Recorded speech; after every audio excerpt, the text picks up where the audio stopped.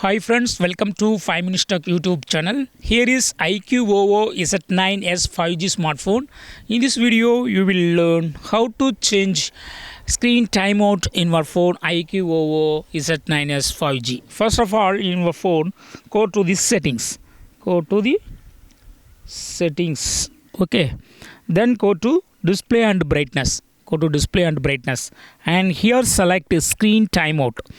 By default, it is set to 30 seconds. Okay, you can increase up to 10 minutes, maximum 10 minutes. Okay, so what's the meaning? After 10 minutes, after inactivity of your phone, okay, then your phone will be phone screen will be timed out. Okay, suppose if you would like to reduce screen timeout, you have to choose 15 seconds. So what will happen? After 15 seconds of inactivity of my phone screen will be timed out. See here. Now we will check. Yes, 15 seconds passed and see screen is dimmed and timed out and yes.